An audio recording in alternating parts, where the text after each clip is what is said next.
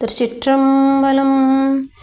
குருவர்களாலும் திருவர்களாலும் இன்றைய தினம் திருவாவடுதுறை ஆதீனம் திருக்கைலாய பரம்பரை மெய்கண்ட சந்தானம் ஆதீன குரு முதல்வருடைய குருபூசை திருநாளை முன்னிட்டு அவருடைய அருள் வரலாற்றை நாம் சிந்திக்க இருக்கின்றோம்.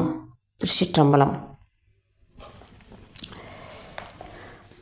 சோழவள நாட்டில் நாகப்பட்டினம் மாவட்டம் மயிலாடுதுறைக்கு அருகிலுள்ள மூவலூர் என்னும் ஊரில் பரம்பரை சைவ வேளாளர் குலத்தில் நம் குரு முதல்வராக விளங்கும் அருள் திரு நமச்சிவாய மூர்த்திகள் தோன்றி அருளினார்கள். இவர்களுக்கு பெற்றோர் இட்ட திருப்பெயர் வைத்தியநாதன் என்பதாகும். இவர்களுக்கு 7 ஆண்டு ஆனபோது பெற்றோர்களுடன் திருப்புள்ளிருக்கு வேலூர், அதாவது வைத்தீஸ்வரன் கோயில் என்று அழைக்கப்படுகின்ற தலம், அங்கு சென்று வைத்தியநாத பெருமானை வழிபட்டு உள்ளம் ஒன்றி நின்றிருந்தார்கள். அவ்வேளையில் பெருமான் ஒரு சிவாச்சாரியார் உருவில் சன்னதியின் உள்ளிருந்து வந்து வைத்தியநாதர் திருக்கைகளில் ஒரு சிவலிங்கத்தை கொடுத்து மீண்டும் சன்னதியில் சென்று மறைந்தார். பெற்றோருடன் மூவலூர் திரும்பிய வைத்தியநாதர் அச்சிவலிங்கத்திற்கு நாள்தோறும் பூசனை செய்து வழிபட்டு வந்தார்கள். மெய்கண்ட சந்தானத்தின் 4வது குரு முதல்வராகிய உமாபதி சிவத்தின் சீடர் அருள் நமச்சிவாயர் அவருடைய சீடராகிய சித்தர் சிவப்பிரகாசர் தம் அடியார் கூட்டத்துடன் மூவலூருக்கு வந்தபோது இந்த பிள்ளையை கண்டார். திருவருட்குறிப்பால் வைத்தியநாதருடைய பக்குவ நிலையை உணர்ந்து பெற்றோர்களின் இசைவு பெற்று அப்பிள்ளையை தம்முடன் அழைத்து கொண்டு திருவாவடுதுறை அடைந்தார்கள். அங்கு அவருக்கு ஞான தீக்கை புரிந்து தம் ஞானாசிரிய சுவாமிகளின் திருப்பெயராகிய 5 எழுத்து பெரும் பெயரை தீட்சா நாமமாக சாத்தி ஞான உபதேசம் செய்து அருளினார்கள். சில காலம் சென்ற பின்னர் சித்தர் சிவப்பிரகாசர் உமாபதி சிவத்தால் புசிக்கப்பட்டு தம் குருமரபில் தாம் பெற்ற ஞானமா நடராச பெருமானையும் தாம் ஆன்மார்த்த மூர்த்தியையும் பூசித்து வரும் அதிகாரத்தை நமச்சிவாய மூர்த்திகளுக்கு வழங்கினார்கள். தாம் வீற்றிருந்த இடத்தில் வரைக்கீறி அமைக்கப்பட்ட அறையிலிருந்து தம்மை நாடி வரும் பக்குவப்பட்ட ஆன்மாக்களுக்கு சிவஞான உபதேசம் செய்து அருளுமாறு ஆணையிட்டு அருளி திருமறைக்காட்டுக்கு எழுந்தருளினார்கள். இவர்கள் சித்தர் சிவப்பிரகாசர் இன்னும் இருப்பதாகவே ஐதீகம். எனவே தான் மற்றைய சந்தான குரவர்களுக்கும் அவர்களின் வழி வந்த குருமகா சன்னிதானங்களுக்கும் நடத்தப்பெறும் குருபூசை வழிபாடு இவருக்கு நிகழ்த்த பெறுவதில்லை.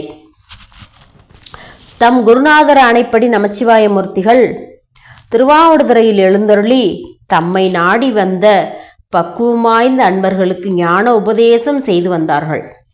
அந்நாளில் தாம் அடியவர்களுள் பரிபக்குவராக விளங்கிய மறைஞான தேசிகருக்கு ஞானாபிடேகம் செய்துவித்து ஞான உபதேசமும் அருளி தமக்கு பின் அருளாட்சி செய்து வர அருளினார்கள். அதிதீவிர பக்குவமுடையவராக விளங்கிய மறைஞான தேசிகரோ ஞான உபதேசம் பெற்றவுடன் தைலதாரை போல் இடையராது நெட்டை கூடினார்கள்.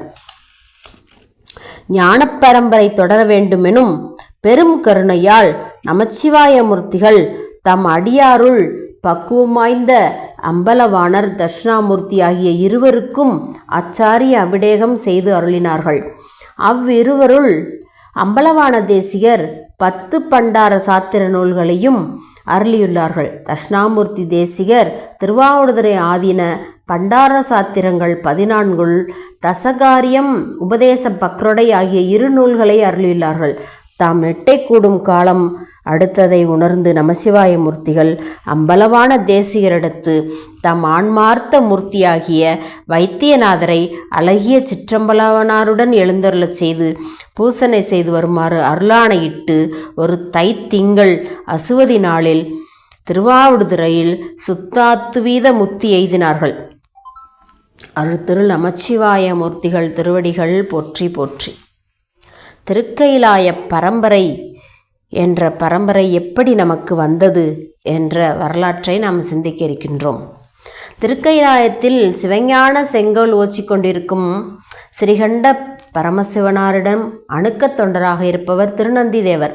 அவர் வேதங்களையும் சிவ ஆகமங்களையும் கல்லாலின் கீழ் தட்சிணாமூர்த்தி வடிவாயிருந்து பரமசிவனாரிடமிருந்து தெரிந்து கொண்டார்.